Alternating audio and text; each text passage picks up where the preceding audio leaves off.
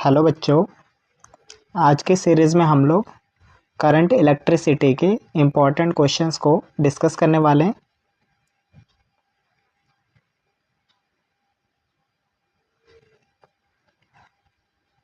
इस क्वेश्चन को देखो तो इसमें हमें number density of electrons given है और हमसे पूछा जा रहा है कि इलेक्ट्रॉन को किसी वायर के एक एंड से दूसरे एंड तक जाने में कितना टाइम लगेगा। अगर वायर का क्रॉस सेक्शन एरिया और करंट कितना कैरी कर रहा है वायर, ये गिवन हो तो हमें यहाँ पर number density of electrons given है 8.5 इंटू 10⁻28 पर मीटर क्यूब। हमें टाइम कैलकुलेट करना है। Length of the conductor 3 metre, cross section area 2 into 10⁻⁻6 metre square and current ये 3 एम्पियर गिवन है। अब इसे हम लोग कैसे सिंप्लीफाई करेंगे, तो अपने को करंट और ड्रिफ्ट स्पीड में रिलेशन पता है। I इक्वल A_N_E और ये VD। आई होप ये रिलेशन सभी ने डराइव किया होगा। I equal A_N_E VD। इस रिलेशन का यूज़ करके हम लोग ड्रिफ्ट स्पीड निकाल सकते हैं और ड्रिफ्ट स्पीड से टाइम को कैलकुलेट कर लेंगे। तो यहाँ से हम लोग ड्रिफ्ट स्पीड को सिंप्लीफाई करते हैं। ये अपने पास I अपॉन में A_N_E मिल जाएगा और ड्रिफ्ट स्पीड इसे हम लोग L अपॉन T लिख सकते हैं। Speed distance upon time. Electron को एक एंड से दूसरे एंड तक पहुंचने के लिए टोटल डिस्टेंस L कवर करना पड़ेगा। ये हमारा I अपॉन A_N_E के इक्वल मिल रहा है। इस इक्वेशन से टाइम को सेपरेट कर लेते हैं। टाइम को सेपरेट करेंगे तो ये A_N_E_L अपॉन I मिल जाएगा। यहाँ से हम लोग टाइम को फाइंड आउट कर लेंगे। तो टाइम मिल जाएगा, क्रॉस सेक्शन एरिया देखो तो 2 इंटू 10⁻⁻6 2 इंटू 10⁻⁻6 ये क्रॉस सेक्शन एरिया है। Number density of free electrons 8.5 and 10⁻28 per metre cube है। Charge on electron 1.6 and 10⁻⁻19 coulomb into length of conductor 3 metre divided by current in the wire. इस 3 से 3 cancel हो जाएगा। इसको multiply कर लेते हैं।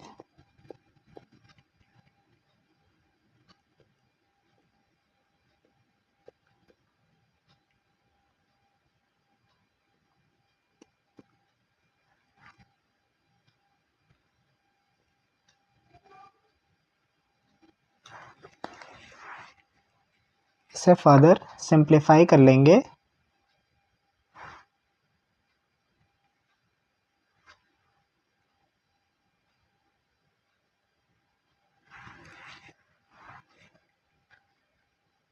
ये 27.2 इंटू 10⁻³ सेकेंड आ रहा है और 2.72 इंटू 10⁴ सेकेंड। इतना टाइम लगेगा इलेक्ट्रॉन को एक एंड से दूसरे एंड तक पहुंचने में। तो सिंपल सा क्वेश्चन है, कॉन्सेप्ट अपने को याद रखना है। नेक्स्ट क्वेश्चन पर आते हैं। इस क्वेश्चन को देखो। तो रेजिस्टेंस प्लेटिनम वायर का कोई रेजिस्टेंस थर्मोमीटर है। इसके लिए आइस पॉइंट पर 5 ओम रेजिस्टेंस है और स्टीम पॉइंट पर 5.23 ओम रेजिस्टेंस है। आइस पॉइंट और स्टीम पॉइंट आई होप सभी को पता है। देखो आइस पॉइंट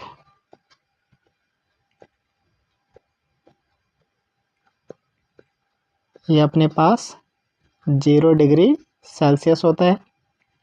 अब 0 डिग्री सेल्सियस पर रेजिस्टेंस अपना 5 ओम है। तो यहाँ पर रेजिस्टेंस अपने को गिवन है 5 ओम एट 0 डिग्री सेल्सियस और स्टीम पॉइंट 100 डिग्री सेल्सियस होता है।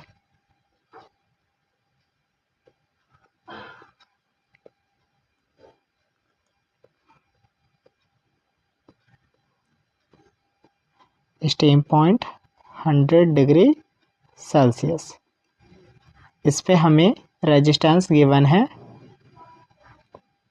5.23 ओम।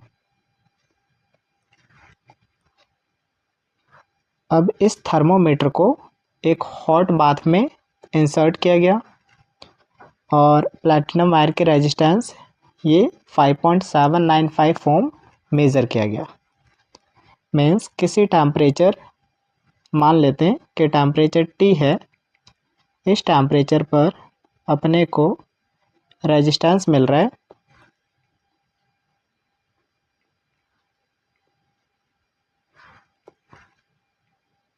5.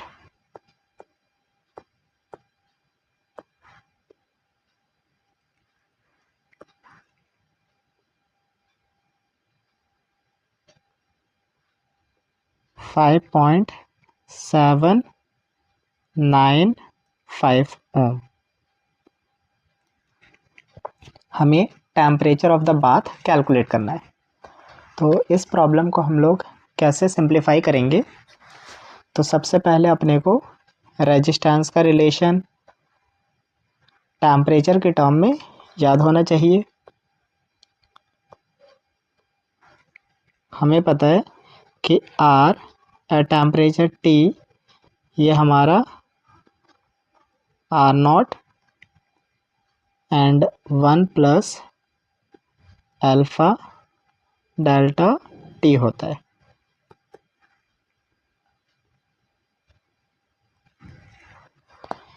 इसी रिलेशन से हम लोग रेजिस्टेंस टेम्परेचर थर्ड कंडीशन में कैलकुलेट करेंगे। तो रेफरेंस के लिए हम लोग R0 को ये R1 एज्यूम करते हैं, 0 डिग्री सेल्सियस है ये। तो इस रिलेशन को हम लोग कुछ इस तरह से लिख सकते हैं।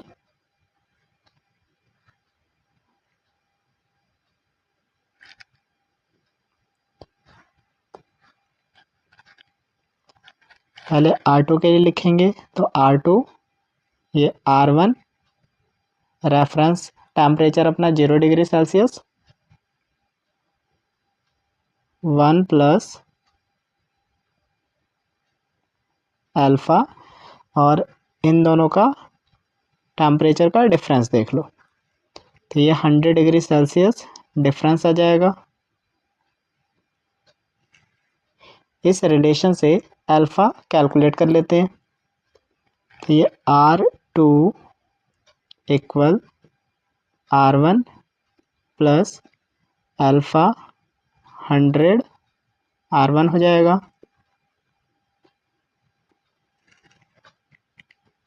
ये R2 minus R1 upon 100 R1, ये अल्फ़ा मिल रहा है। अब सेम रिलेशन को यूज़ करके टेम्परेचर T के लिए रेजिस्टेंस लिखते हैं। तो T टेम्परेचर पर रेजिस्टेंस R3 है, रेफरेंस 1 है अपना, ये 1 प्लस अल्फ़ा और डेल्टा T। अब देखो, इसका टेम्परेचर T और इसका टेम्परेचर 0, इन दोनों के बीच डिफरेंस देखोगे तो T आ जाएगा। टेम्परेचर डिफरेंस अपना T आ गया। अल्फ़ा की वैल्यू यहाँ पुट करते हैं, तो ये R3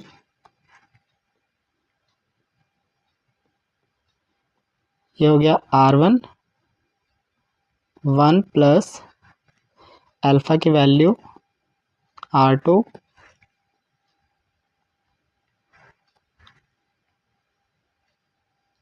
minus R1 divided by 100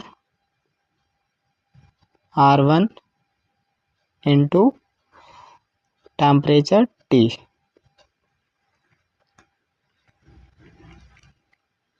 इसका एलसीएम ले लो, तो ये R3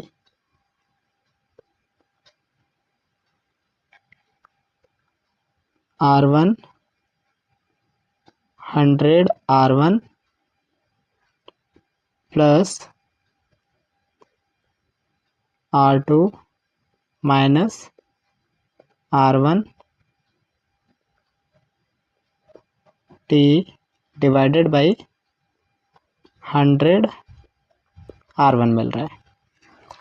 इस R1 से R1 को कैंसिल कर लेंगे, लेफ्ट साइड सेपरेट करें तो 100 R3, इस टर्म को सेपरेट करते हैं लेफ्ट साइड, तो ये minus 100 R1 equal R2 minus R1 into T।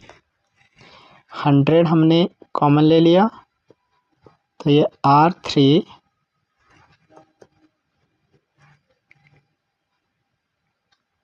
Minus R1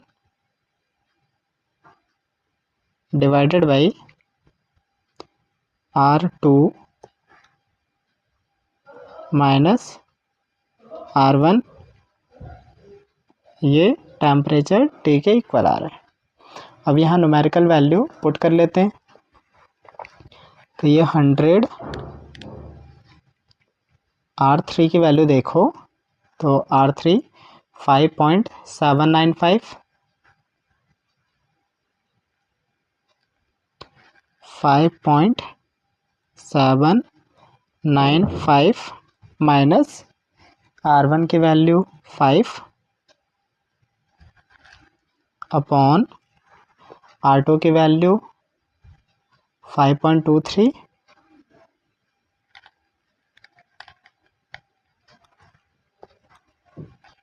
5.23 minus R1 की वैल्यू 5, ये टेम्परेचर T के इक्वल होगा।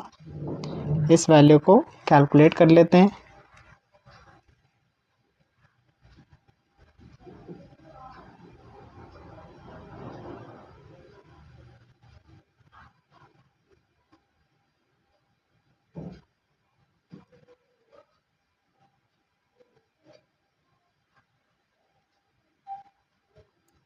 ये 100 इंटू यहाँ पर 0.795 अपॉन 0.23 मिलेगा।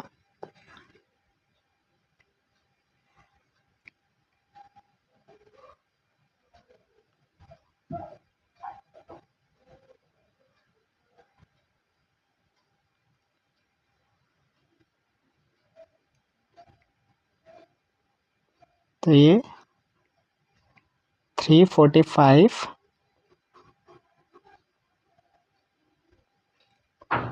0.65 ये अपना टेम्परेचर आ रहा है।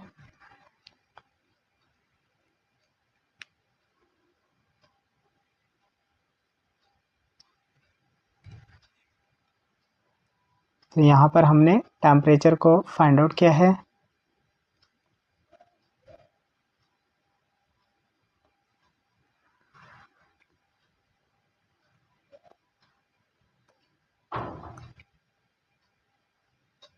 टेम्परेचर अपना आ गया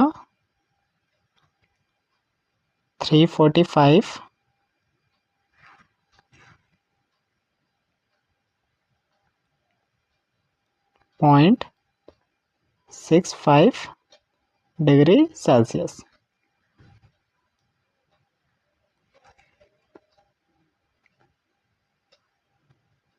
नेक्स्ट क्वेश्चन पर आते हैं।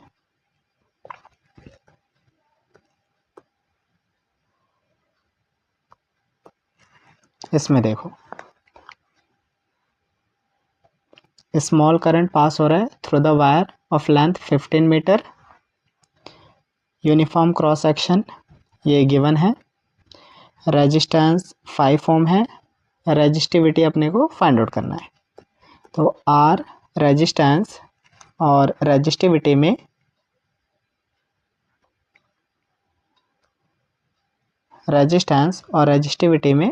रिलेशन सभी को याद होगा। ये हम लोग 3.4 सॉल्व कर रहे हैं। रेजिस्टेंस और रेजिस्टिविटी में रिलेशन सभी को याद होगा।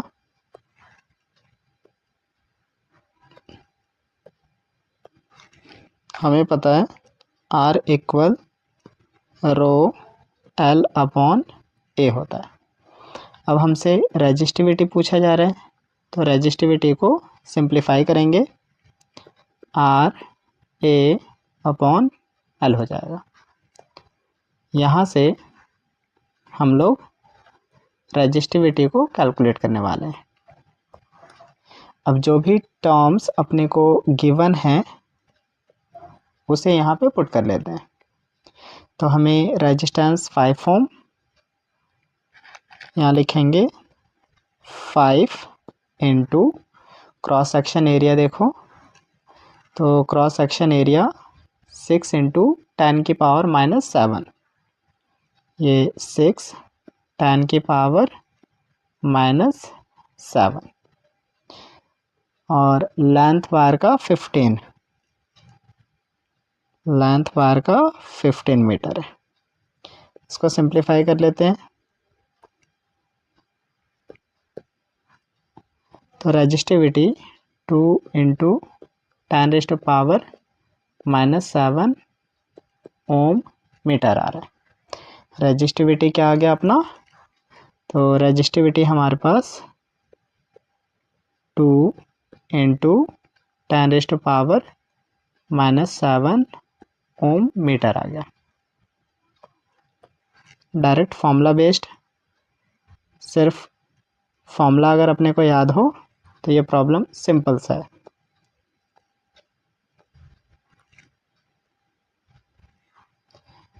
नेक्स्ट पार्ट पर आते हैं। देखो, सिल्वर वायर है जिसका रेजिस्टेंस 2.1 ओम है एट 27.5 डिग्री सेल्सियस। अभी इस टाइप का क्वेश्चन हमने डिस्कस किया है एंड रेजिस्टेंस 2.7 ओम है 100 डिग्री सेल्सियस पर। Determine the temperature coefficient of resistivity. Temperature coefficient of resistivity find out करना है। तो ये अपने पास 3.5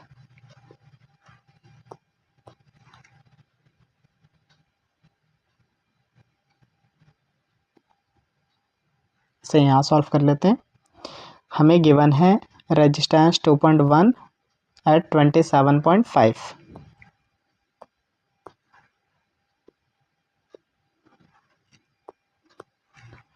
हमें रेजिस्टेंस R1 मान लेते हैं 2.1 1 ओम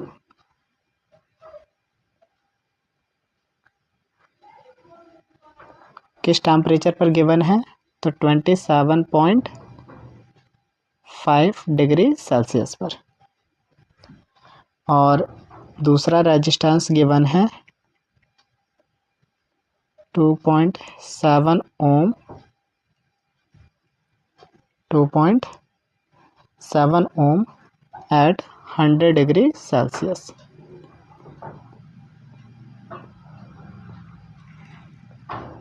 अगेन सेम रिलेशन लिखेंगे।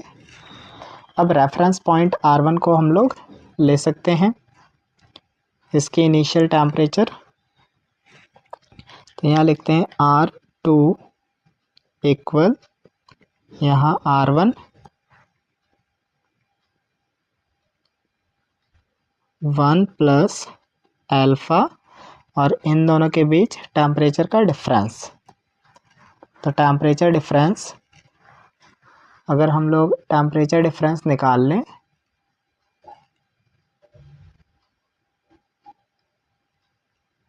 तो ये 72.5 डिग्री सेल्सियस मिल जाता है। इसे सिंप्लीफाई कर लेंगे तो R2 equal R1 plus alpha R1 72.5 R2 minus R1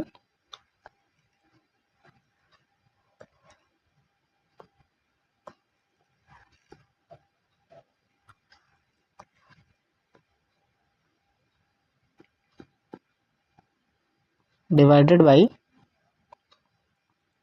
R1 72.5, ये अपना अल्फ़ा मिल जाएगा। तो अल्फ़ा यहाँ से कैलकुलेट कर लेंगे। R2 की वैल्यू देखो तो 2.7 माइनस R1 की value 2.1 and divided by R1 2.1 into 72.5। इस वैल्यू को कैलकुलेट करते हैं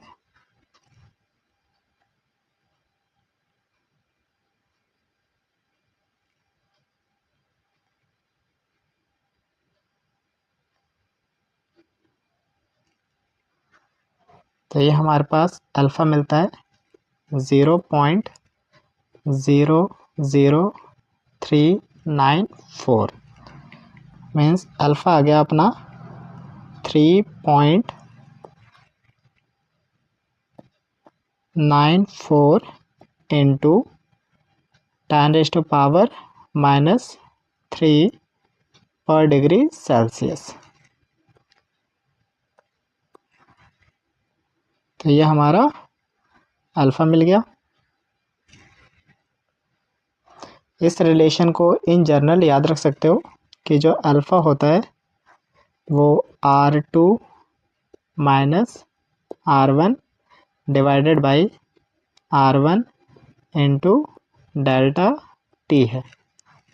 इस रिलेशन को डायरेक्टली याद रख सकते हो।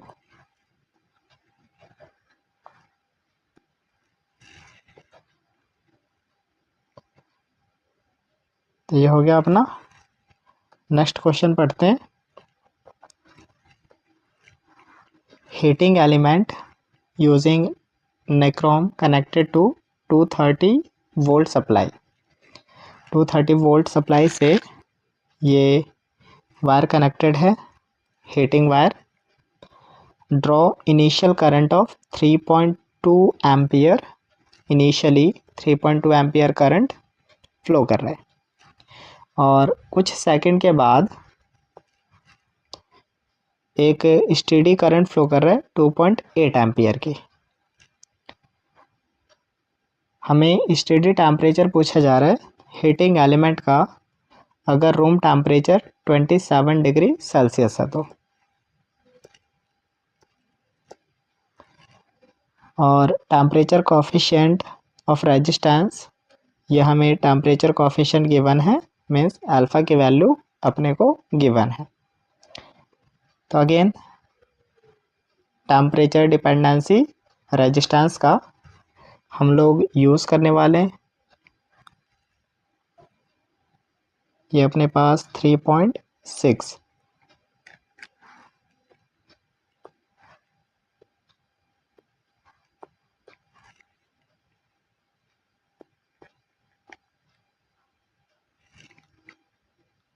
और इसमें अपने को अल्फ़ा गिवन है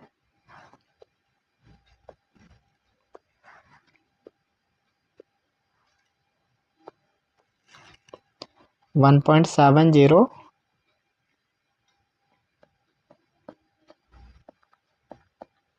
10⁻⁻⁴ पर डिग्री सेल्सियस, और वोल्टेज है अपना 230 वोल्ट। वोल्टेज 230 वोल्ट है। इनिशियल करंट है अपने पास 3.2 एम्पियर।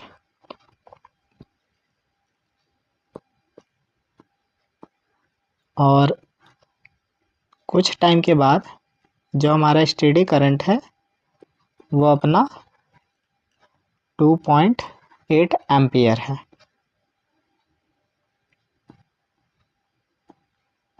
2.8 एम्पियर है। हमें यहाँ पर अगेन सेम रिलेशन यूज़ करना है। पहले हम लोग V की हेल्प से और I की हेल्प से रेजिस्टेंस फाइंड आउट करेंगे। R1 R2 निकाल लो यहाँ से, तो ये R1 आ जाएगा अपना V अपॉन में I1। V की वैल्यू 230 वोल्ट है एंड I1 ये 3.2। इसको सिंप्लीफाई कर लेंगे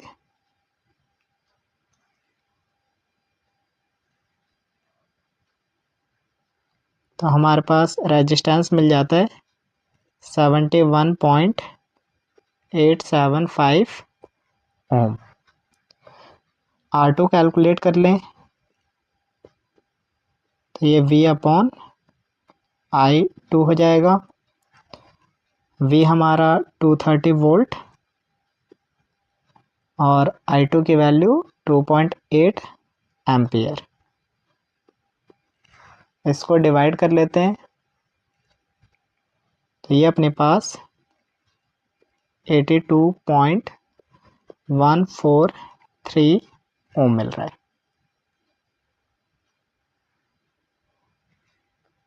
अब अगेन हम लोग अल्फ़ा का रिलेशन जानते हैं। मैंने यहाँ पे बताया था कि ये रिलेशन डायरेक्टली इसको याद कर सकते हो। अल्फ़ा के लिए रिलेशन हमें पता है, ये R2 minus R1 divided by R1 into delta T है। यहाँ से डेल्टा टी को सेपरेट कर लेंगे तो ये R2 minus R1 divided by R1 into alpha हो जाएगा। अब डेल्टा टी का मतलब क्या है कि final temperature minus initial temperature. Initial room temperature पर है, इसे लिख लेते हैं T final minus initially 27 degree Celsius है। R2 और R1 की वैल्यू पुट कर लेते हैं। R2 की वैल्यू है 82.143 minus 71.875 and divided by 71.875 into alpha 1.70 10⁻⁴ degree पर डिग्री सेल्सियस था। यहाँ से सिंप्लीफाई कर लेते हैं। टी फाइनल हो जाएगा अपना 27 प्लस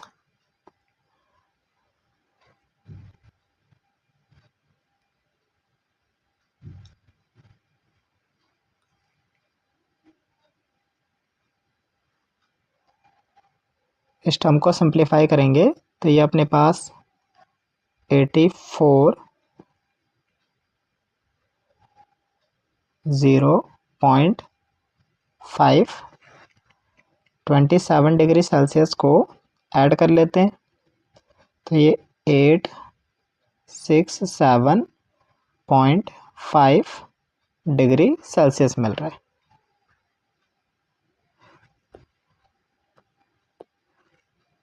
तो ये अपना फाइनल टेम्परेचर आ गया।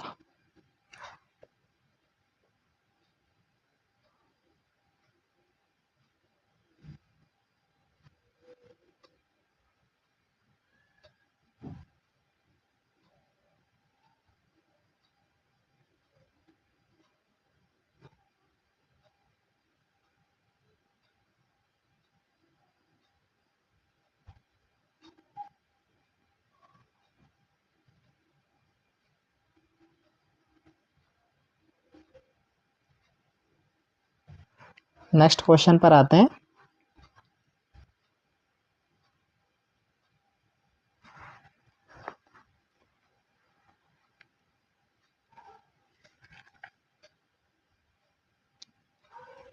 इसमें देखो बैटरी है 10 वोल्ट की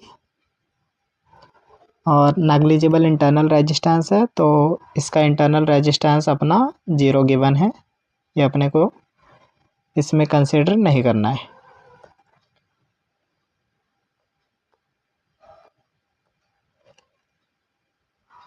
और ये क्यूबिकल जो भी बॉक्स गिवन है नेटवर्क है जिसमें 12 रेजिस्टर्स, हर एक का रेजिस्टेंस 1 ओम है, हर एक का रेजिस्टेंस अपना 1 ओम ये दिया हुआ है। हमें टोटल रेजिस्टेंस फाइंड आउट करना है नेटवर्क का और current along each edge of the cube, हर एक साइड से कितना करंट फ्लो करेगा उस करंट को कैलकुलेट करना है। ये देखने में बहुत ही कॉम्प्लिकेटेड सा लग रहा होगा, लेकिन हम लोग सिंपली इसको सॉल्व कर लेंगे। देखो सबसे अच्छी बात, ड्रॉ हमें गिवन है, यहाँ पर ये करंट 3i गिवन है।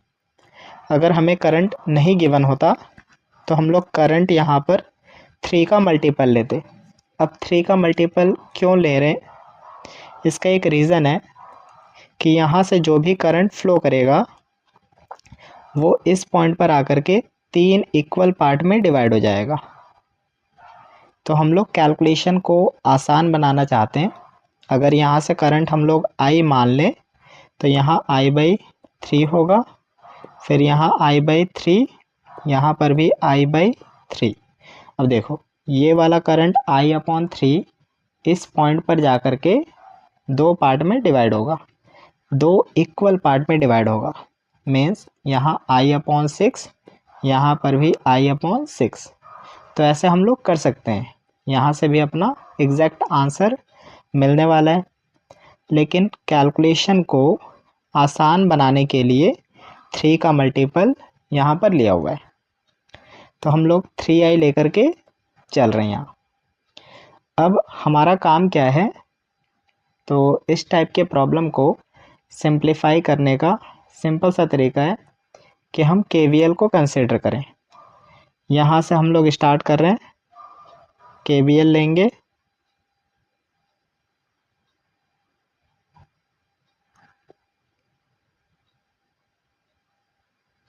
यहाँ से हम लोग KVL यूज़ कर रहे हैं। ओके, कुछ इस तरह से हम लोग KVL को यूज़ कर रहे हैं। तो सबसे पहले यहाँ पर पोटेंशियल ड्रॉप देखें, तो पोटेंशियल ड्रॉप अपना माइनस से प्लस की तरफ जा रहे हैं, तो माइनस का 10 वोल्ट, और यहाँ करंट और KVL दोनों का डायरेक्शन सेम है, अगर करंट केवीएल दोनों का डायरेक्शन सेम है तो यहाँ हम लोग पॉजिटिव कंसिडर कर सकते हैं। तो प्लस करंट इनटू में रेजिस्टेंस, इसका रेजिस्टेंस हमें कैलकुलेट करना है और हर एक का रेजिस्टेंस इक्वल है, तो इसे हम लोग आर एज्यूम कर लेते हैं। रेजिस्टेंस अपना आर है।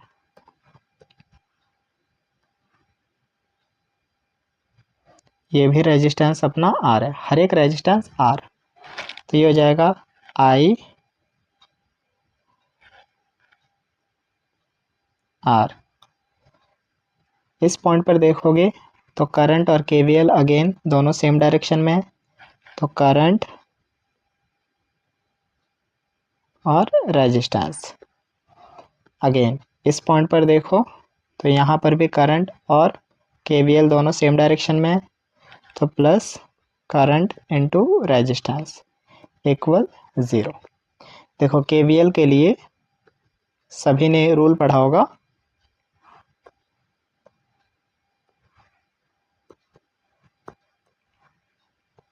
फॉर केवीएल कि अगर हम लोग माइनस से प्लस टर्मिनल की तरफ जा रहे हैं तो पोटेंशियल ड्रॉप प्लस लेना है। अगर ऐसा सबने पढ़ा है तो इस कंडीशन में केवीएल और करंट, अगर केवीएल और करंट दोनों सेम डायरेक्शन में होती है तो इसका potential drop means V equal जो IR होता है उसे नेगेटिव लेना होता है। ठीक, ये अपना रूल गिवन है बुक में, इस तरह से गिवन है। इसका उल्टा भी हम लोग यूज़ कर सकते हैं। इसका रिवर्स कैसे यूज़ कर सकते हैं कि अगर हम लोग नेगेटिव टर्मिनल से पॉजिटिव टर्मिनल की तरफ, बैटरी के नेगेटिव से पॉजिटिव की तरफ मूव कर रहे हैं तो पोटेंशियल ड्रॉप अगर नेगेटिव लेते हैं तो हम लोग केवीएल और करंट के डायरेक्शन देखें, अगर ये सेम डायरेक्शन में है तो पोटेंशियल ड्रॉप प्लस का IR, यहाँ से जो भी इक्वेशन मिलेगा वो सेम इक्वेशन मिल रहा होगा। तो कोई भी एक रिलेशन, कोई भी एक रूल याद रख लो, प्रॉब्लम अपना सिंप्लीफाई हो जाएगा। इसको आगे सिंप्लीफाई करते हैं। ये देखो IR, IR, 2IR, 2IR को इस IR/2 के साथ ऐड कर लेंगे तो 2IR प्लस IR/2 और माइनस का tan राइट साइड जाएगा तो प्लस tan हो जाएगा। ये हो गया अपना 4 और 1 5, 5 IR अपॉन में 2 इक्वल 10। ये 5 से 2 टाइम में कैंसिल हो गया तो IR ये हमारा 4 आ रहा है, मीन्स R की वैल्यू 4 अपॉन I, ये अपना 4 अपॉन I आ रहा है। अब टोटल अगर करंट निकालना हो तो टोटल करंट कैसे निकालेंगे, टोटल वोल्टेज अपॉन में टोटल रेजिस्टेंस।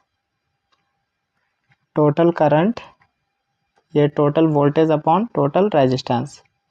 अब टोटल पोटेंशियल डिफरेंस तो 10 है और टोटल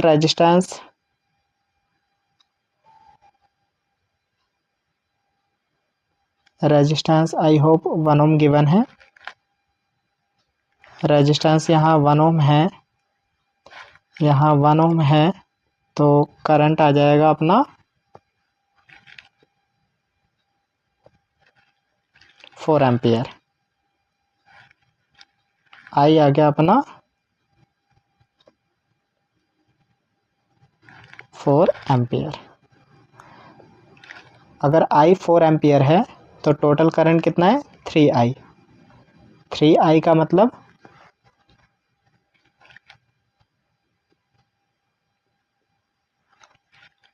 3 इंटू 4, ये हो जाएगा 10 अपॉन टोटल रेजिस्टेंस निकाल लेंगे,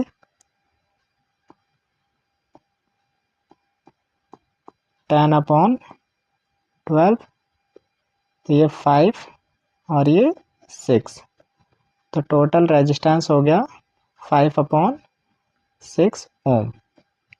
टोटल रेजिस्टेंस अपना 5 अपॉन 6 ओम आ गया।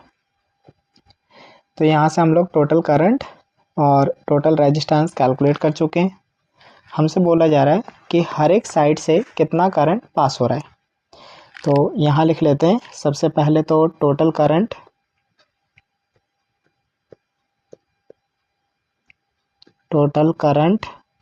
ये अपना 12 एम्पियर है, 3 इंटू 4। अब सबसे पहले यहाँ देखोगे तो यहाँ ये आई करंट फ्लो कर रहे हैं यहाँ पे,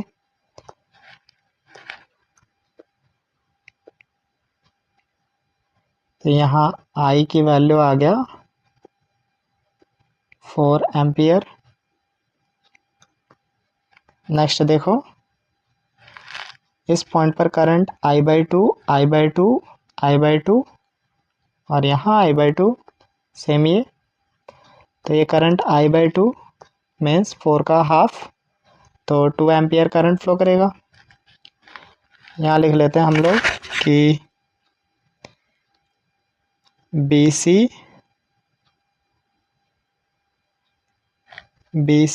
CD DD prime, BC CD DD prime, BB prime,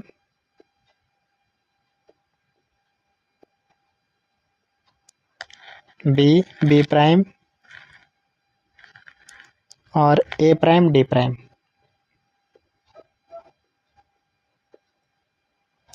A prime D prime, इसमें करंट है I/2, करंट अपना I/2 है, तो 4 का हाफ 2 एम्पियर इसमें करंट फ्लो करेगा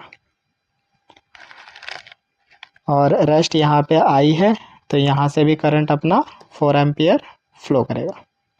तो KVL को यूज़ करके हम लोग प्रॉब्लम को सिंप्लीफाई कर लेते हैं।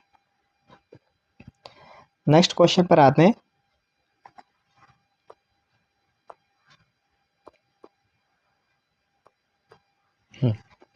इसमें क्या बोला जा रहा है कि डिटरमाइन द करंट निकालना है हर एक ब्रांच से कितना होगा, हर एक ब्रांच से करंट कितना होगा। अगेन KVL यूज़ करेंगे हम लोग, कॉम्प्लिकेटेड ब्रांच हो तो KVL हम लोग यूज़ करते हैं। तो सबसे पहले यहाँ पर KVL के डायरेक्शन डिसाइड कर लो, ये KVL के डायरेक्शन है,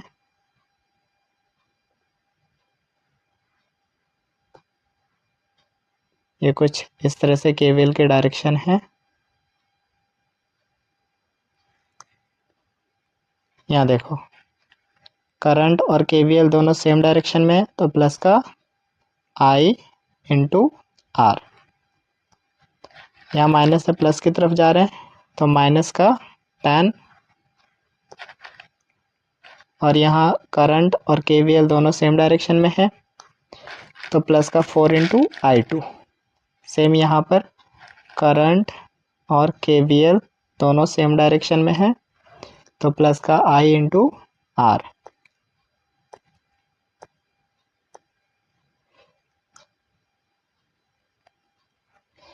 तो इस लूप में KVL यूज़ करेंगे, यहाँ लिख लेते हैं लूप 1 है ये, इन लूप 1।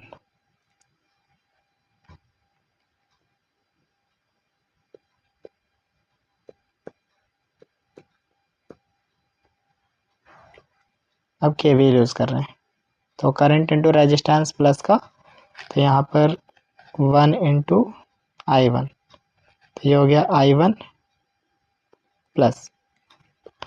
अब ये माइनस से प्लस की तरफ जा रहे हैं तो माइनस का 10,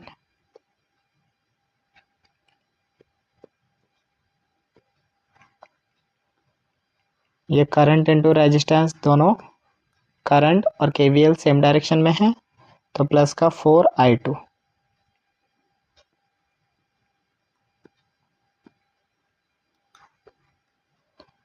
यहाँ करंट और ये केवीएल दोनों सेम डायरेक्शन में है, तो करंट इंटू रेजिस्टेंस प्लस का, तो प्लस i2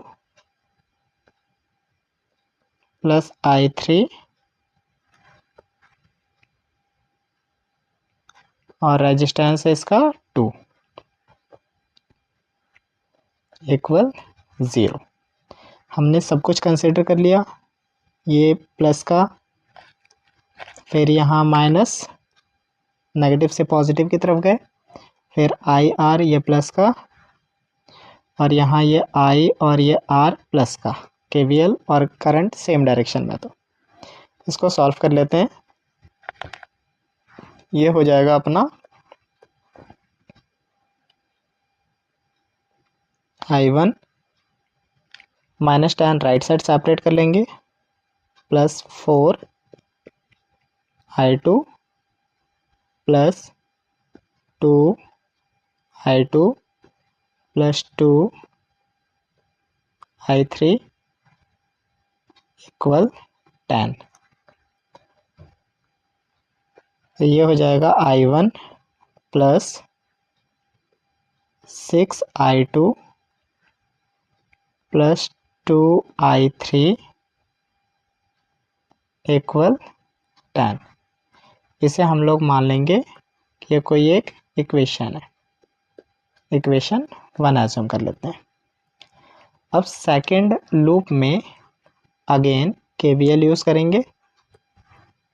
अब इस लूप में केवीएल यूज़ कर रहे हैं, ये केवीएल की डायरेक्शन है। अब यहाँ करंट और केवीएल दोनों सेम डायरेक्शन में, तो प्लस का I1 इंटू 1, नेगेटिव से पॉजिटिव की तरफ जा रहे हैं, तो नेगेटिव 10 आ जाएगा। यहाँ केवीएल के डायरेक्शन और करंट के डायरेक्शन सेम है, तो प्लस का करंट इंटू रेजिस्टेंस, और यहाँ करंट नीचे आ रहा है, केवीएल ऊपर है, तो नेगेटिव का I इंटू में रेजिस्टेंस। अब यहाँ पर हम लोग ये लूप लो लगाते हैं। तो पहले I1 इंटू 1 यहाँ लिखेंगे इन लूप 2, ये लूप 2 है।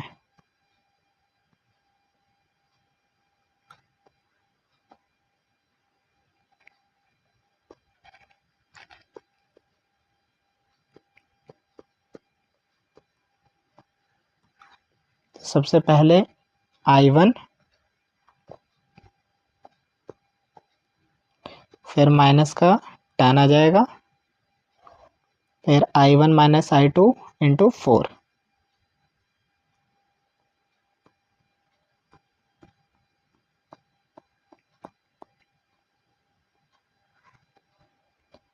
और यहाँ पर अपोजिट डायरेक्शन में है, तो माइनस का 2 इंटू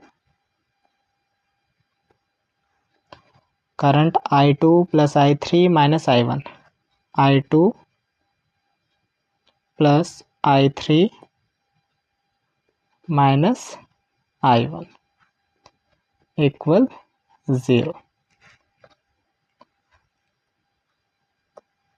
इसको सिंप्लीफाई करते हैं, तो ये हो जाएगा I1 10 राइट साइड चला जाएगा, plus 4i1 minus 4i2 minus 2i2 minus 2i3 plus 2i1 equal 10। Simplify करो, ये 1 और 1 4 5 5 और 2 7i1, ये 4i2 और 2 माइनस माइनस प्लस, तो माइनस का 6i2 और माइनस 2i3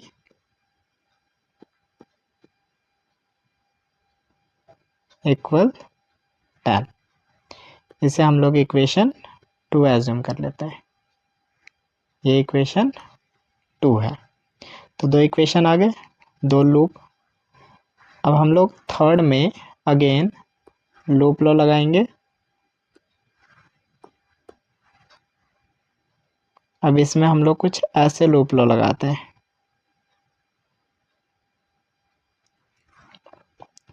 अब यहाँ माइनस से प्लस की तरफ जा रहे हो तो ये माइनस का, यहाँ करंट और केवीएल दोनों सेम डायरेक्शन में है तो प्लस, यहाँ पर भी करंट और केवीएल दोनों सेम डायरेक्शन में है तो प्लस का IR। यहाँ लिख लेंगे इन लूप 3।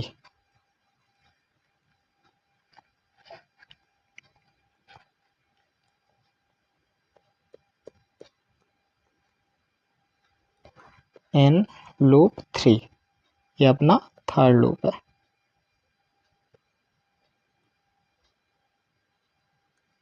पहले हम लोग इसे लिखेंगे माइनस का 5,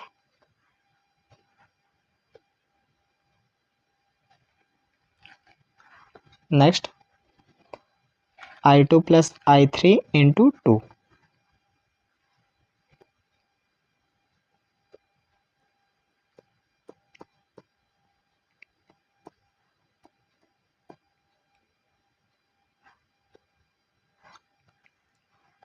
next I2 plus I3 minus I1,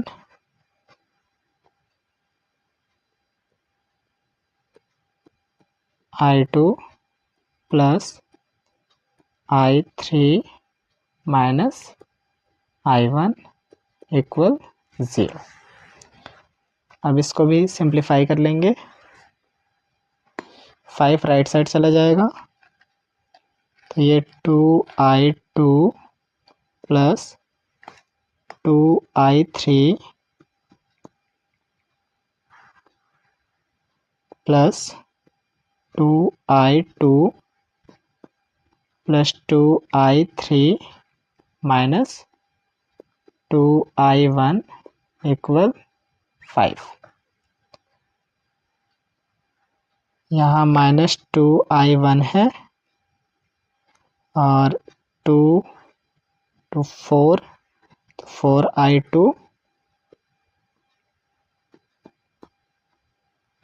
4I2 और ये 2 और ये 2 4I3 है।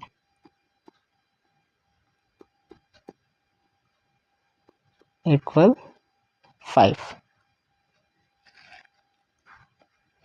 इसे हम लोग इक्वेशन थर्ड एज्यूम कर लेते हैं। इक्वेशन 3 है तो हमने KVL लगा लिया लूप 1, 2 एंड 3 में। अब हमारा काम है इन 3 इक्वेशंस को सॉल्व करना और वहाँ से I1, I2, I3 की वैल्यू को फाइंड आउट करना। तो हम लोग क्या करते हैं, सबसे पहले इक्वेशन 1 एंड 2 को ऐड कर लेते हैं।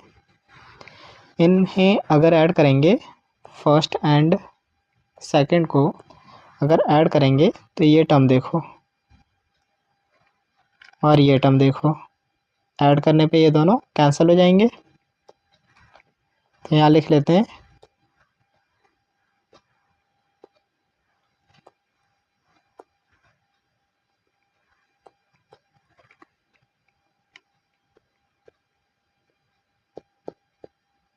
Adding 1 and 2।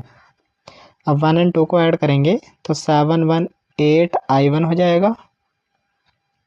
ये हो गया 8I1, बाकी दोनों टर्म कैंसिल हो गए और राइट साइड ऐड करो 10 एंड 10 20। तो I1 अपने पास 20/8 आ रहा है।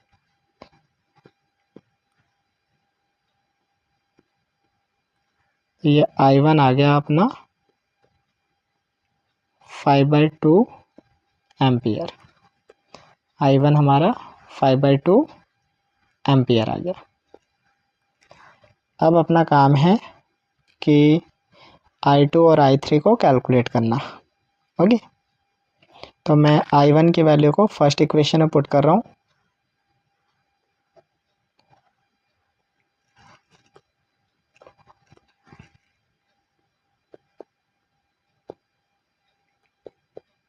फर्स्ट इक्वेशन क्या है, तो I1 plus 6I2 plus 6I2 plus 2I3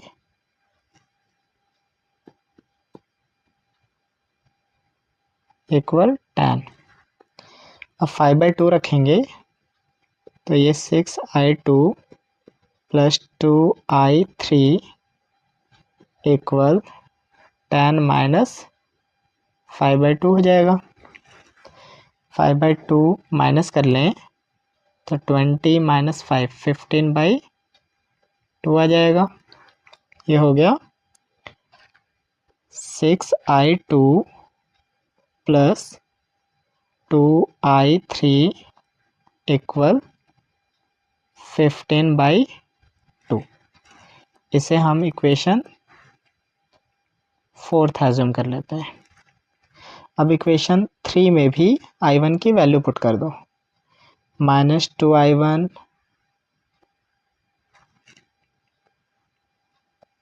देखो equation 3rd minus 2I1 and plus 4I2 4I3 4I2 plus 4I3 equal 5। यहाँ पर भी वैल्यू रखें तो -2 ये 5/2 है plus 4I2 plus 4I3 equal 5। ये कैंसिल हो गया, -5 उधर जाएगा, ऐड हो जाएगा तो ये 4I1 प्लस 4I2 इक्वल 10। 2 से डिवाइड कर लेते हैं तो 2I1 प्लस 2I2 इक्वल 5। इसे इक्वेशन हम लोग 5 एज्यूम कर लेंगे। अब ये देखो इक्वेशन 4 एंड इक्वेशन 5, वेट यहाँ पर ये I2 है, I1 नहीं है, ये I2 है।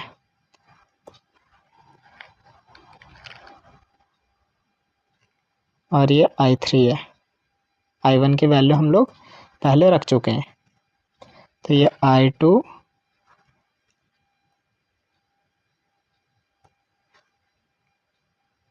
और ये I3। ओके, अब यहाँ इक्वेशन 4 एंड 5 को हम लोग सॉल्व कर लेंगे बाय एलिमिनेशन। तो यहाँ लिख लेते हैं फ्रॉम 4 एंड 5।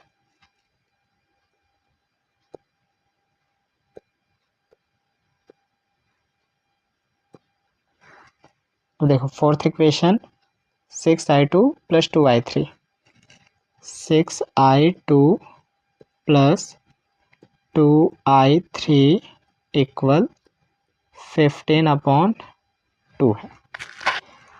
इस इक्वेशन 5 को यहाँ पर लिखें 2I2 plus 2I3 equal 5।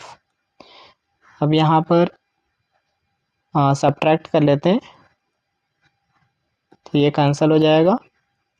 6I2 में से 2I2 माइनस कर लो तो ये 4I2 आ गया।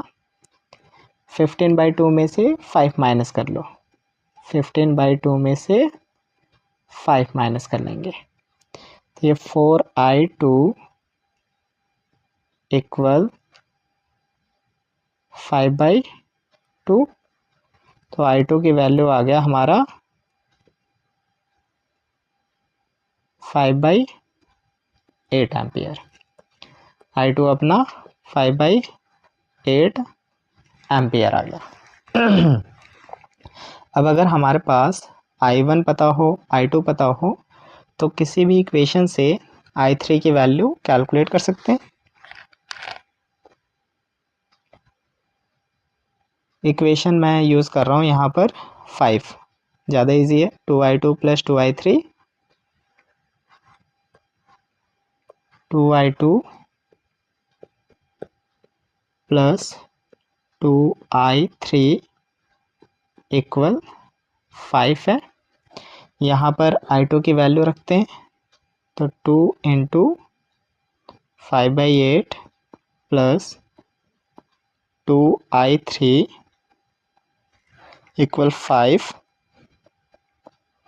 तो 2i3 हो जाएगा 5 माइनस 5/4। सॉल्व कर लें तो 2i3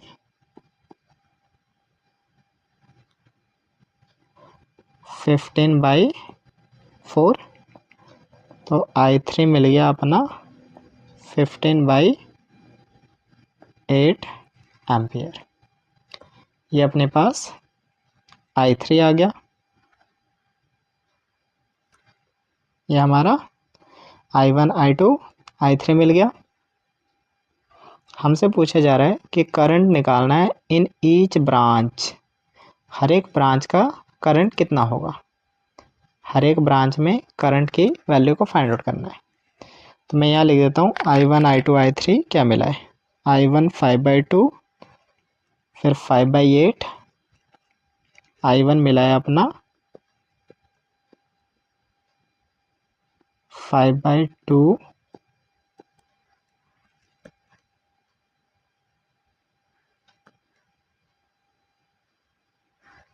i2 5/8,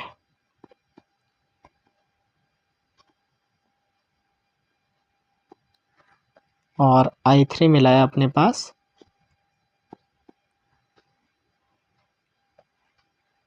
15/8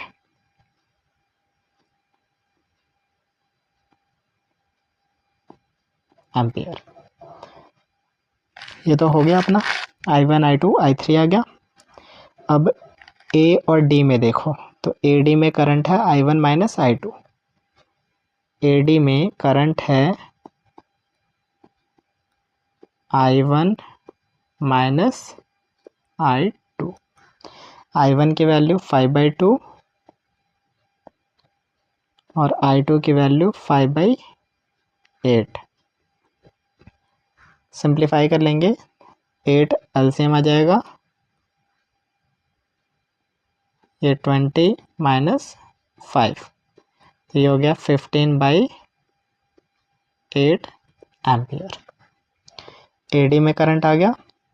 अब बीसी में i2 प्लस i3, बीसी में i2 प्लस i3 है। i2 की वैल्यू 5/8 और i3 की वैल्यू 15/8, ये 20/8 हो जाएगा। 4 से डिवाइड कर लेंगे तो 5/2 एम्पियर आ गया। नेक्स्ट है सी डी में,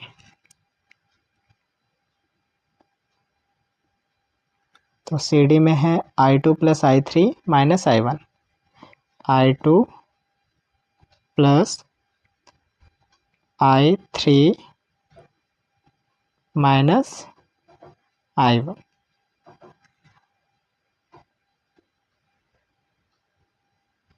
i2 की वैल्यू 5/8,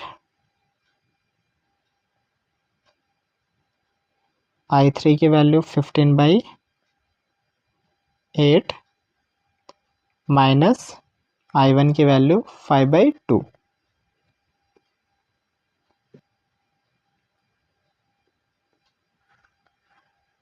तो ये हो जाएगा 20/8 माइनस 5/2।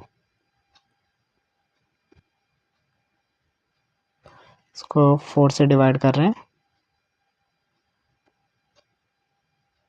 5/2 माइनस 5/2 0, तो सी डी में करंट 0 आ गया। तो इस तरह से हम लोग करंट को डिफरेंट सेक्शन में फाइंड आउट कर सकते हैं। यहाँ ये हमने I1 I2 I3 की वैल्यू को फाइंड आउट किया हुआ है और फिर हमने यहाँ से डिफरेंट सेक्शन में करंट की वैल्यू को फाइंड आउट कर लिया।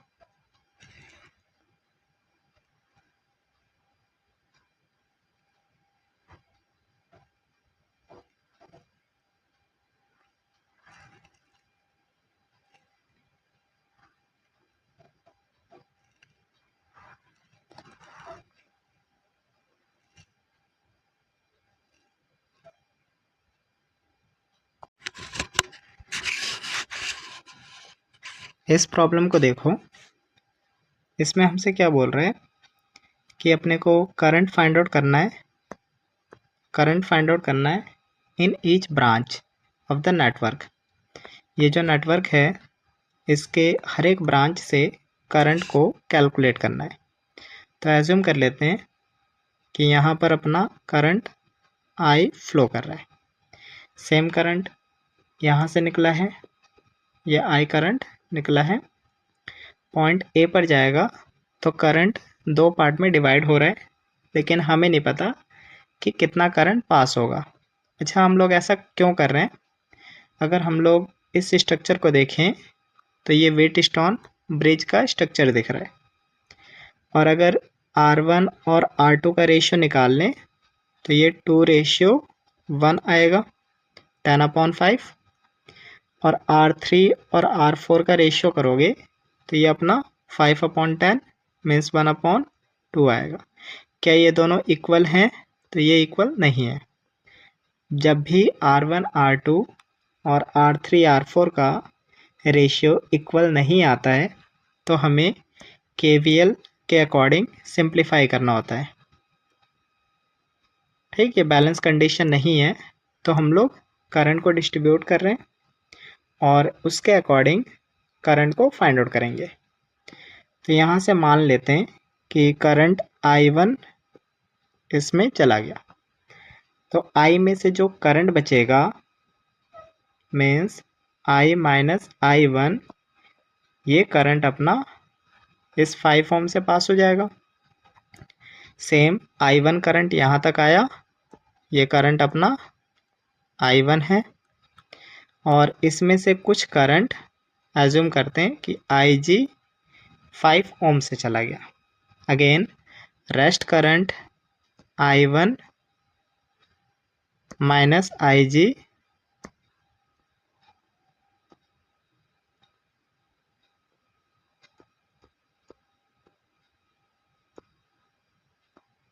यहाँ से चला जाएगा।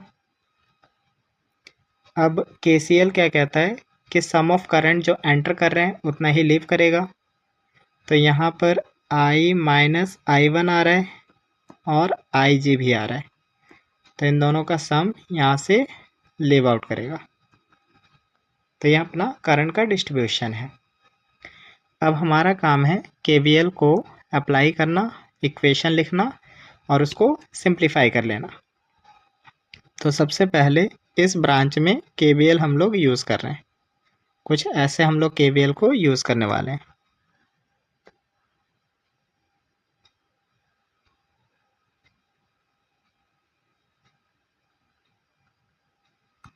देखो, एरो के डायरेक्शन में करंट है तो पॉजिटिव का IR, तो प्लस का tan I1 हो जाएगा। पहला हो गया अपना प्लस का tan I1। दूसरा देखो तो plus 5IG plus 5IG। Next opposite में है तो -5I minus I1 -5I minus I1 equal 0। Simplify करेंगे तो ये tan I1 plus 5IG minus 5I plus 5I1 equal 0। तो ये 15I1 plus 5IG minus 5i 0 के इक्वल मिल रहा है। 5 से डिवाइड कर लो,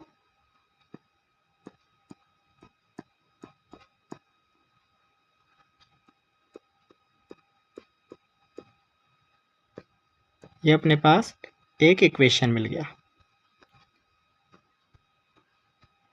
सेम दूसरे लूप में हम लोग KVL को यूज़ करेंगे। यहाँ पर KVL यूज़ करते हैं।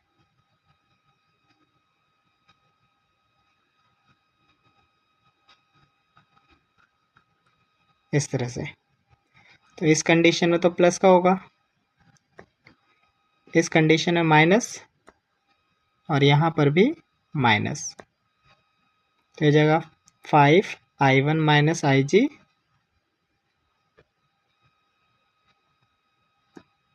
5i1 minus IG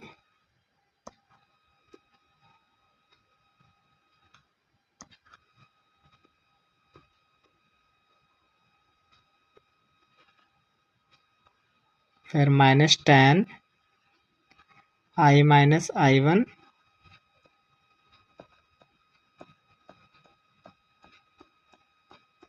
plus IG और माइनस 5IG।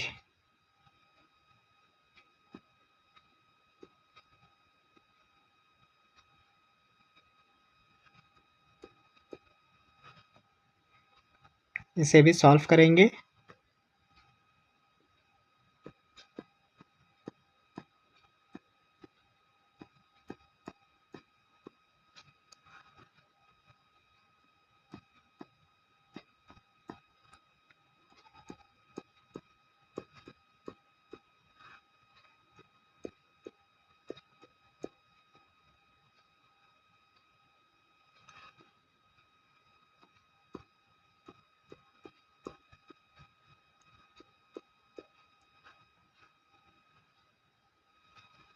I1 वालों को काउंट करो,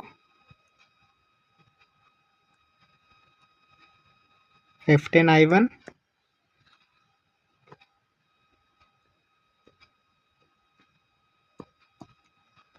IG 20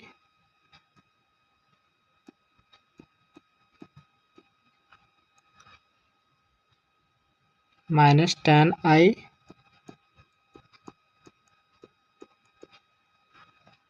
5 से डिवाइड कर लेते हैं,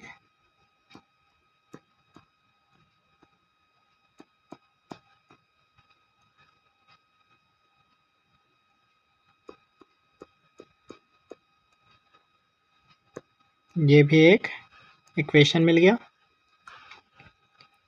अब थर्ड कंडीशन में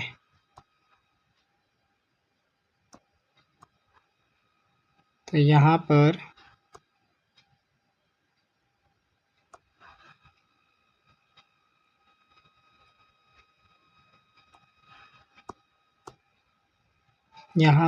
KVL हम लोग कुछ इस तरह से यूज़ करने वाले हैं।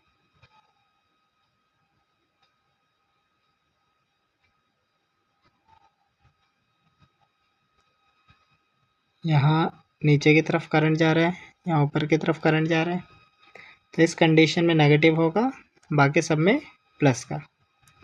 तो ये minus 10 plus 10i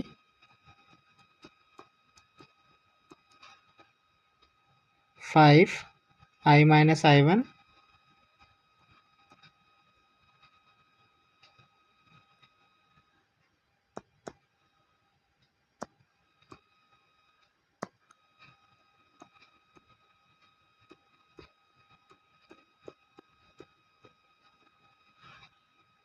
and plus 10i minus I1 plus IG।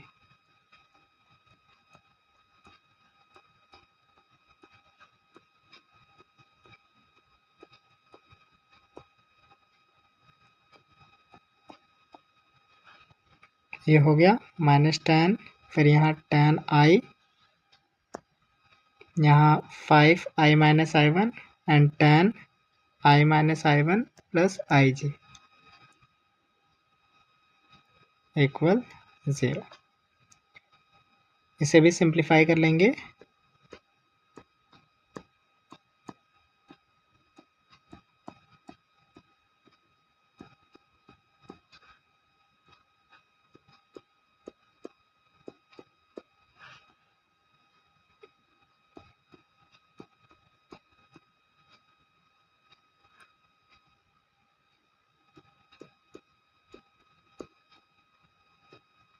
tan right side आएगा, प्लस हो जाएगा ये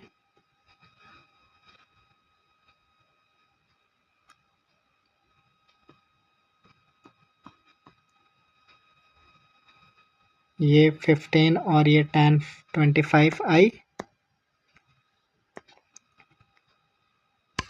माइनस 15i1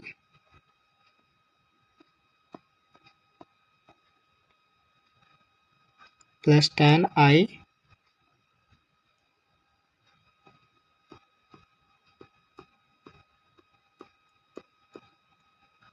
इसे भी 5 से डिवाइड करते हैं।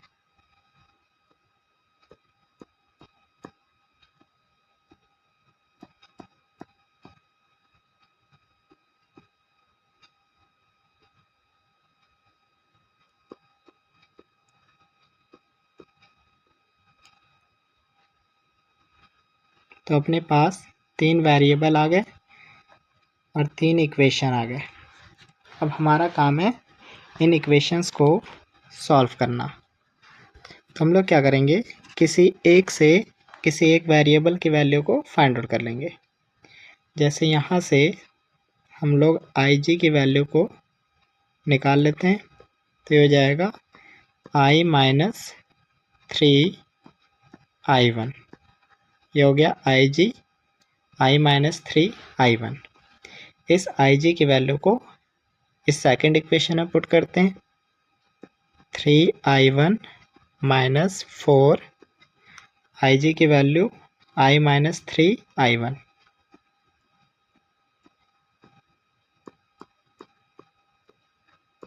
Minus 2I। सॉल्व करेंगे।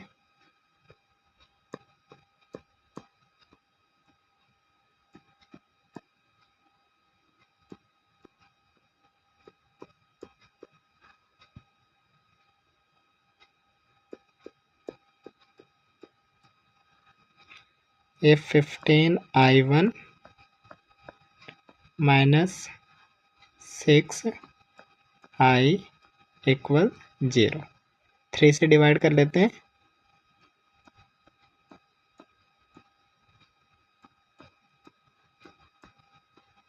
तो ये अपना इक्वेशन 2 वेरिएबल में रिड्यूस हो रहा है। यहाँ पर भी IG की वैल्यू रखते हैं।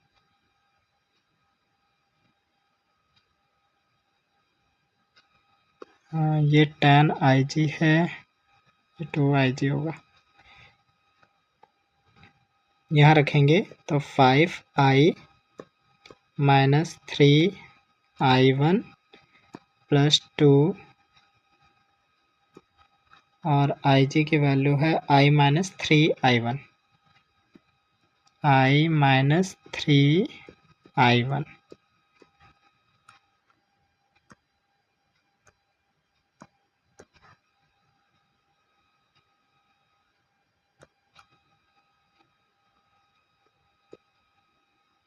इक्वल 2।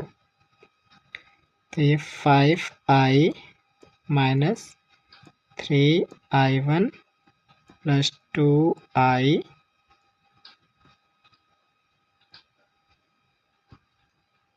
Minus 6I1 equal 2।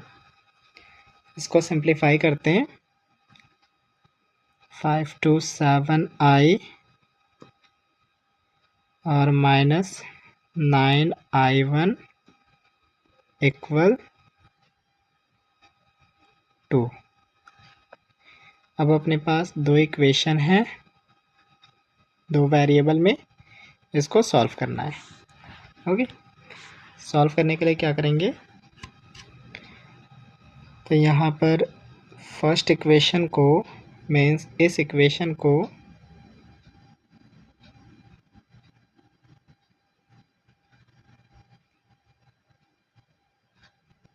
इसे मैं 7 से मल्टीप्लाई कर रहा हूँ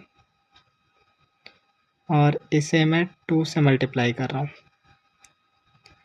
इसको 7 से मल्टीप्लाई करेंगे तो ये हो जाएगा 35 I1 माइनस 14 I इक्वल 0। इसको 7 से मल्टीप्लाई करो। पहले मैं I1 वाले को लिखूँगा तो माइनस का 18 I1 प्लस 14 I इक्वल में 2 इंटू 2 4। अब ऐड कर लेते हैं, इन इक्वेशंस को हम लोग ऐड कर लेंगे। ऐड करेंगे तो ये दोनों कट जाएंगे, यहाँ प्लस माइनस माइनस होता है तो ये आ जाएगा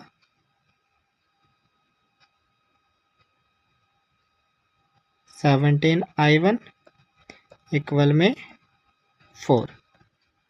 तो I1 की वैल्यू हमारा 4/17 एम्पियर आ गया। इस I1 की वैल्यू को यहाँ पे रख करके I निकाल सकते हैं।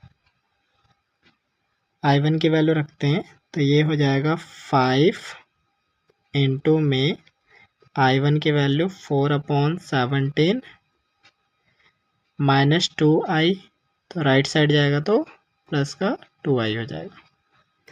2 से इसको कैंसिल कर सकते हैं, I मिल गया अपना 10/17 एम्पियर।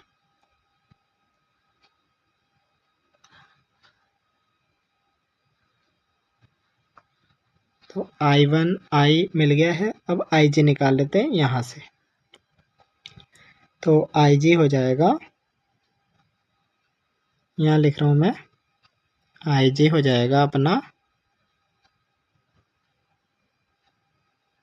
I की वैल्यू 10/17 माइनस 3 टाइम I1, तो ये 12/17, तो ये माइनस का 2/17 एम्पियर। तो IG आ गया अपना 2/17 एम्पियर। नेगेटिव क्या बता रहा है कि जो करंट की डायरेक्शन है उसके अपोजिट डायरेक्शन में करंट फ्लो करेगा। तो ये अपने पास हमने करंट निकाल लिया।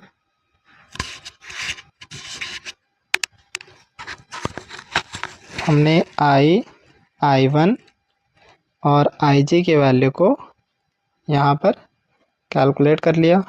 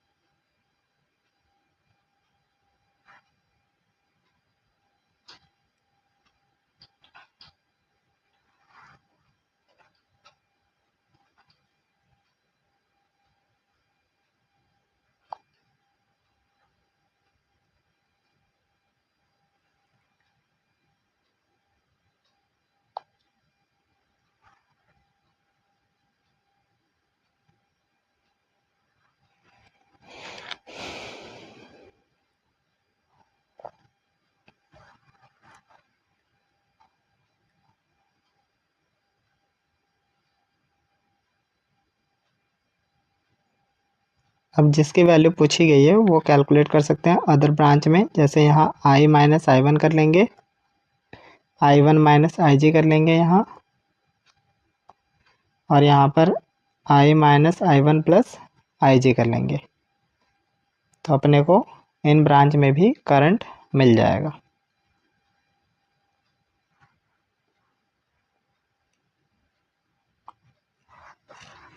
नेक्स्ट क्वेश्चन है अपने पास, स्टोरेज बैटरी कार का उसका ईएमएफ 12 वोल्ट है, ईएमएफ 12 वोल्ट, और इंटरनल रेजिस्टेंस बैटरी का 0.4 ओम है। मैक्सिमम करंट पूछ रहा है जो बैटरी से ड्रॉ हो सकता है, मतलब बैटरी से जा रहा होता है। तो मैक्सिमम करंट क्या होगा? अब देखो, करंट के लिए रिलेशन पढ़े होगे, ये अपने पास 3.1, करंट के लिए रिलेशन पढ़े होगे कि अपने पास E divided by R plus R होता है। और मैक्सिमम करंट के लिए फॉर मैक्सिमम करंट, जो रेजिस्टेंस वाला टर्म है इसे हम लोग मिनिमाइज कर सकते हैं और इसे ज़ीरो कर सकते हैं। अगर ये ज़ीरो हो जाएगा तो करंट मैक्सिमम फ्लो करेगा।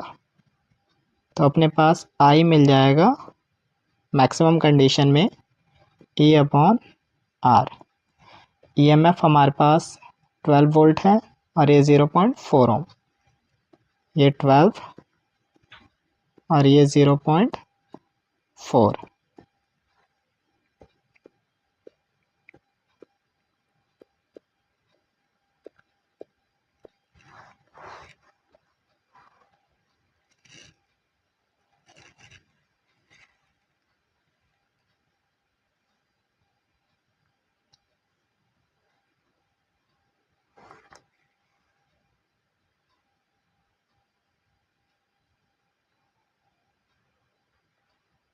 नेक्स्ट देखो, battery of EMF 10 volt, internal resistance 3 ओम, इसको कनेक्ट किया है एक रजिस्टर से। If the current in the circuit is 0.5 ampere, circuit में करंट 0.5 एम्पियर है। What is the resistance of the register, resistance क्या होगा, और terminal voltage of the battery क्या होगा अगर सर्किट क्लोज हो तो हमें टर्मिनल वोल्टेज निकालना है और अपने को रेजिस्टेंस ऑफ द रजिस्टर निकालना है। तो पहले इसका सर्किट डायग्राम बना लेते हैं। ये अपने पास एक सोर्स है,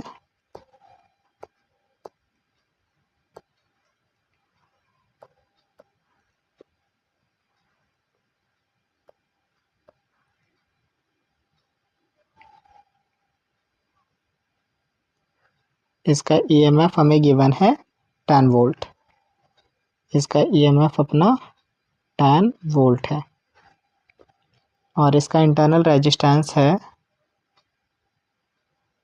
इंटरनल रेजिस्टेंस 3 ओम।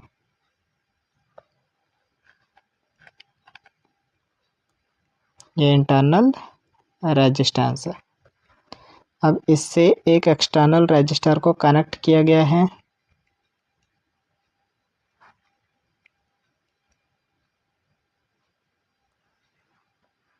जिसका रेजिस्टेंस हमें कैलकुलेट करने को बोला जा रहा है। इसमें करंट 0.5 एम्पियर फ्लो कर रहा है, करंट 0.5 एम्पियर फ्लो कर रहा है। अगर टोटल रेजिस्टेंस निकाल लें हम लोग, ये अपना 3.2 टोटल रेजिस्टेंस सीरीज में होगा, तो यहाँ लिख सकते हैं हम लोग R total, R plus small r, तो टोटल रेजिस्टेंस हमारा R प्लस इंटरनल रेजिस्टेंस 3 ओम है,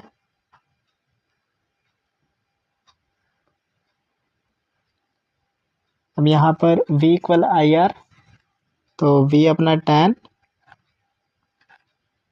I 0.5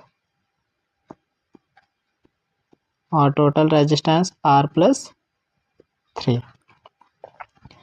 ये हो जाएगा 10/0.5 इक्वल R प्लस 3,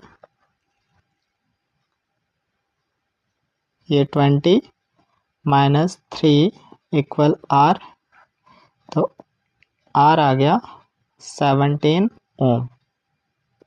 R हमारा 17 ओम आ रहा है। अब हमसे बोला जा रहा है टर्मिनल पोटेंशियल डिफरेंस क्या होगा। ओके, टर्मिनल पोटेंशियल डिफरेंस क्या होगा। तो टर्मिनल वोल्टेज क्या होता है, potential drop across this external resistor. इस एक्सटर्नल रेजिस्टर का पोटेंशियल ड्रॉप क्या है, इसी को हम लोग टर्मिनल पोटेंशियल डिफरेंस कहते हैं।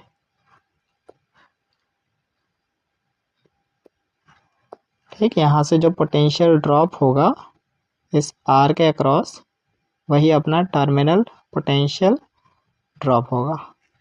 तो आई आर निकालना है अपने को, यहाँ लिख लेते हैं टर्मिनल वोल्टेज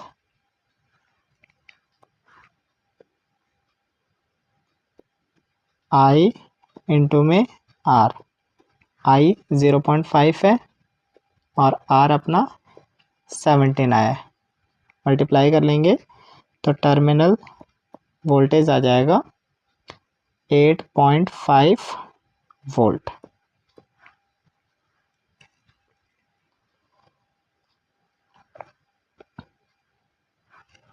तो इस तरह से हम लोग प्रॉब्लम को सिंप्लीफाई करते हैं।